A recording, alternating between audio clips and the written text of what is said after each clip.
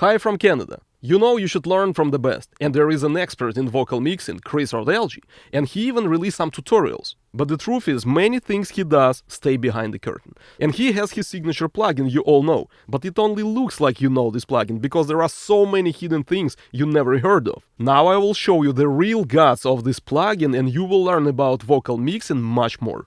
This plugin has its manual and a video where Lord-Alge himself explains it, but neither Lord-Alge nor the manual explained literally nothing about this plugin. Also, I'm gonna show you the weak parts of this plugin so you can do much better with your own plugins. By the way, you can attend one free trial class of one of the most powerful courses on audio production. You will be connected to a real class with people who are taking this course right now, so you can view how exactly we study. It's 9 months, online, monthly payments. The idea of this course to amaze you literally every class with new and unique information, no matter what kind of level you have. Here is the reaction of people who are taking this course right now. It was a couple of classes ago last week. This is the same group, one class earlier. Here's another class a couple of weeks ago. It's only one of my groups. These guys are at their 7th month of this course. As you can see, they're still excited after each class. As a bonus, we have unique homework checking sessions when I open your own projects in front of you in real time. The information about me, my course and 240 reviews you can find in the first pinned comment or in the description. But instead of reading, I offer you much better way. Get a free trial class, because nobody knows better than you what works for you. And simply ask for the course details in email. How to contact me? It's in the first pinned comment or in the description or on the screen. First thing is input section. Just imagine, it's not only enhancer, but it's also equalizer. Telefunken company recorded that project. It's an amazing project because it doesn't sound perfect. We're gonna check how this plugin can handle it. I'm still feeling guilty 'cause you wanted me to stay. But input all the time shows us green, right? So you're gonna have a bit of like second harmonic, very quiet third harmonic, and literally nothing else. You push this fader up. Of course, it sounds too loud instantly, so you compensate on the output fader. I'm still and most of the time you have yellow color, so you're gonna have totally different sound. You're gonna have a bit more body to the sound. You're gonna have second, third, fourth harmonic pushed. Vocal will be like more kind of in the sound. When you go to like orange level, right, you start to get third harmonic like much more dominant over all other harmonics around. I'm still feeling guilty 'cause you wanted me to stay. So when it's orange, it's like really more like in the sound, you know, instead of like more like I just come closer to 0 dBFS. So we get red signal. I'm still feeling guilty. The fundamental tone still will be there, boosted just by 10 decibels. Obviously, second harmonic will be even more exaggerated. Third will be going like crazy. Even fifth harmonic will be affected. Sixth, seventh, they will be like more pushed in comparison to those like standard levels. The output fader of this plugin absolutely doesn't affect sound in any way. No changes to coloration and no changes to the frequency balance. Of course, on the real console is not exactly like this, because signal still goes to the summing bus, and obviously eventually it affects coloration. This plugin doesn't have it. Does it have clipping emulation, right? When you have like too much level on the output, you have this red alarm, right? Red clipping indicator. Do they emulate something over there on the output? No. It's just going through because we have floating point in DAWs. If you're a beginner and this information is totally confusing you, so basically the point is different levels of the input fader changes the tone of your sound, right? So it's definitely important what input level you choose. If you go with a red alarm on the input, it means you're gonna have not just like a bit more colorful sound or less, you're gonna get like significant changes, almost like slight overdrive to your sound. If you work with the output fader to adjust overall volume of the vocal, you're not gonna have any adjustments to the tone. And even if you go to the red point, on real console it would be sounding like dirty, like distorted. In this plugin, it's not affecting in any way. It's just like digital volume adjuster. That's it. If you watch some tutorial of Lord-Alge and he uses, for example, console emulation from Steven Slate, it has nothing to do with his real console. It still would sound different. It's not good or bad, it's just the fact. Now the crazy part. The input fader changes the frequency balance of your vocal like crazy, just depending on the input level, just imagine. So without Lord-Alge plugin. And I'm still feeling guilty. Now with Lord-Alge plugin. White color. And I'm still feeling guilty. Matched, and starting from 10, 12K, frequency balance goes down. Literally every overtone will be quieter and quieter and quieter and quieter. I double checked it 3 million times. It's guaranteed on any source. It really works like this on testing signals, whatever. Yellow, a bit hotter signal, highs go even less.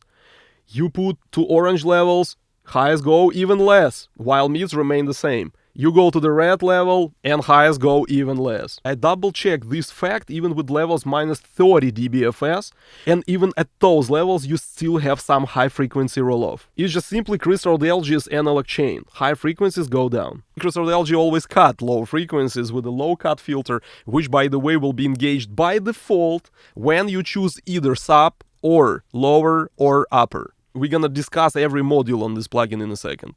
Now imagine this, you just simply push a bit more hotter level on the input, yellow color over here all the time, right?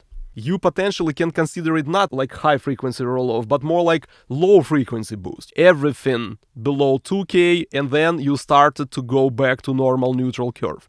It's called frequency mirror effect. I explained it more than 2 years ago on my YouTube channel. You can check the video, I'm gonna keep it in the first pinned comment or in the description of this video.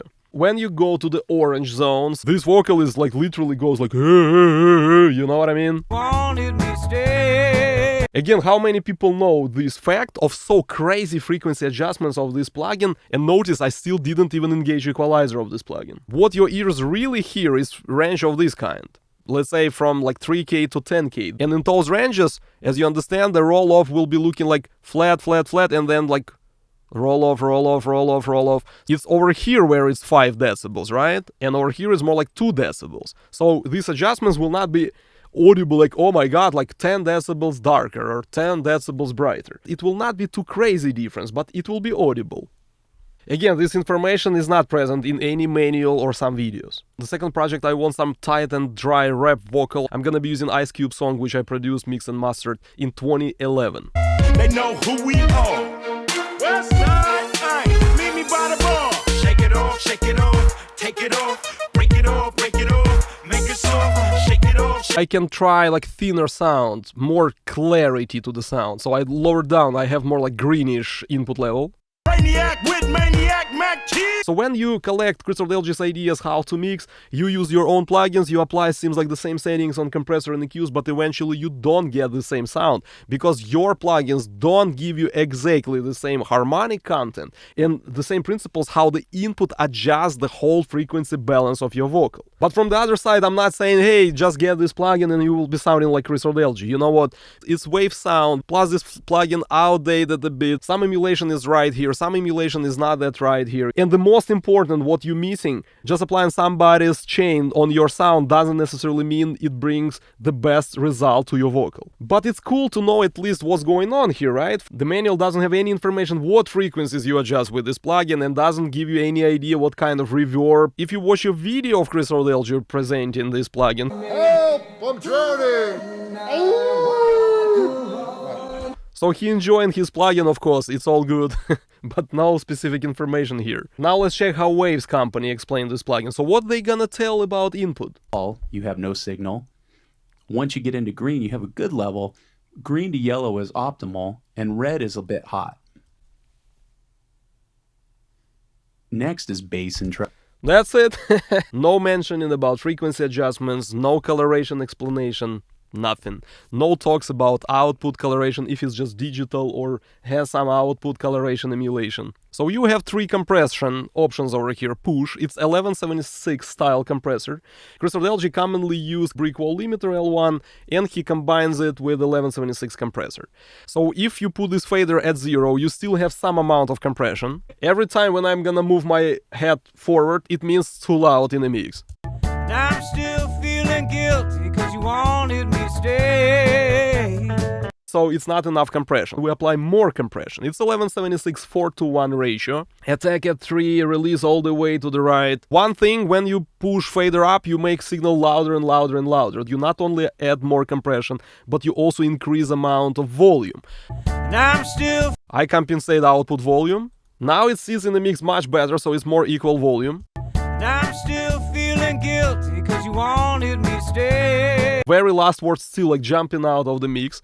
So basically I'm gonna switch to Spank. Spank is still 1176 compressor, but Lord-Alge increases ratio over here to 8:1, so it's more aggressive ratio on this compressor. Again, this information is not present in any manual or some videos.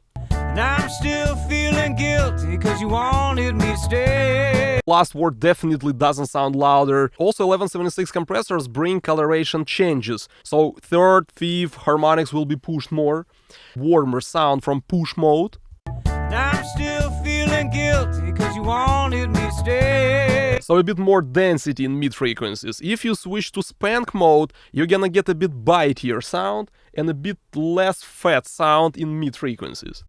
Now I'm still feeling guilty because you wanted me to stay. Let's say this is push, still third and fifth dominant, but second and fourth still audible, loud, and you feel it's warm. When you switch to the Spank second compressor, third goes up, fifth goes up, and it will be bitier sounding. Vocal will be sounding a bit too loud in the mix. You're gonna compensate volume, and when you compensate volume, second harmonic goes down and fourth harmonic goes down. So that's why you get a bit less in the sound, and you get more bitey sound. Now I'm still feeling guilty because you wanted me to stay. To some way it's a bit thinner sounding because of that. Wall mode is difficult to say, to be honest, but seems like L1 limiter start to be very influential over here. Hard knee dynamic processor with a high ratio, which is not enough to control volumes, only peak level. Now I'm still feeling guilty because you wanted me to stay. Out of hand dynamics, so vocalist again goes like too loud, too quiet, right? Like now quiet, still suddenly louder, feeling even louder. Now I'm still feeling guilty because you want. I'm gonna turn compressor off, and now let's go to equalizers. So now we go to sub mode. It's not explained somewhere that actually you're gonna have Lowcut Filter over there. It's roughly around 30 Hz adjustment. On old-fashioned 4000E series consoles, you put Lowcut Filter at 70 and you get just 30. I have a video, I'm gonna put the link in the first pinned comment of this video, check it out. It's about SSL low-cut filter issue. Not saying it's bad or good in that video, I just providing the fact. If you put 50 Hz on a low-cut filter on SSL, you get much less than 50 really. Not on all SSLs. Modern SSL company reconsidered this and they fixed it on their newest console. I have a video on it, check it out. I measured 20 SSL plugins over there. When he put 70, in reality he gets something like 30. So this filter will be engaged by default. I provide only the facts. So if I say it's 30, it's not just like I imagine it, I measure it, I double checked everything. And when on this plugin you engage sub word over here, it becomes green. It means you already put this low cut filter over there. However, now you have option to move this slider up and down. SSL long going shelf. On SSL channel strip, it's like when you put like around 50 Hz over here and you boost lows like this. If you drop it down, 30 is still engaged, you're gonna have like a drop in volume, and then it gradually gonna come back to like neutral position. You're gonna affect actually a lot of frequencies here. On this plugin it's called sub, but you work not necessarily only with sub. If let's say you drop it down like this, you actually easily can influence frequencies like 100, even 150 Hz. How to really boost or drop low frequencies, what's the reason for it, what pros and cons of it, I explain everything on my course, all these mixing techniques. Next setting called lower. You still get this low cut filter around 30, and you start adjusting low frequencies with a shelf around 100 Hz. Especially if you cut too much or you boost too much, you're gonna influence a lot of frequencies over here around 300, 400, 500. People think it's just like low frequencies control. No, in reality, with some settings on this slider, especially lower and upper, you actually deal with mid frequencies as well as low frequencies. You don't have basically low frequencies on that vocal. It's just like low dirt over here. You boost or cut low frequencies, it means you're gonna influence frequencies around 300, 600 easily. Especially if you boost too much. The most strange option on this plugin is this one called upper. This filter basically doesn't look like this if you boost, and it doesn't look like this if you cut. If you boost lows, but you cut actually mid frequencies with this little hole in the mid range. It's called Resonant Shelf. It's a fact, it's not something I imagine from my crazy mind, you know what I mean? It's a fact. If you lower down low frequencies, you're actually gonna boost some mids like this. So you create this sort of a resonance. It could be SSLG or Neve style equalizers, or it can be actually this black shelf, right? I boost up, but mid frequency is something around, let's say, 800. I drop it down, and Q, surprisingly, will be exactly 1.5, like exactly in the middle. So the curve will be very similar to the plugin we deal with today. Again, no manual, you will never find any information of this kind. Treble. Treble is like high frequencies. Chris Lord-Alge explains these filters in a very strange way. This is what he says. Here's the lower frequency, here's the mid one, here's the super air. And that's max boost. He means like byte, it's like 6K, top is like more like 8K, for example, and roof, like you really boost only like high frequencies. But the truth is, byte mode boosts 6K basically with the Bell filter. It's the most standard filter on 4000 E equalizer, green band, of course, considering tolerance, somewhere around 6. And you put this boost, not even touching Q, it will be exactly Q 1.5. You boost, you cut, it will be literally the same curve what this byte equalizer provides. If you boost too much, like all the way, let's say, right? You actually get more high frequency drop. Originally, this plugin, as I already explained, has some high frequency roll off, right? But when you boost 6K all the way up, this high frequency roll off will be more prominent. You know, it will be even less high frequencies. It's pretty cool. Top.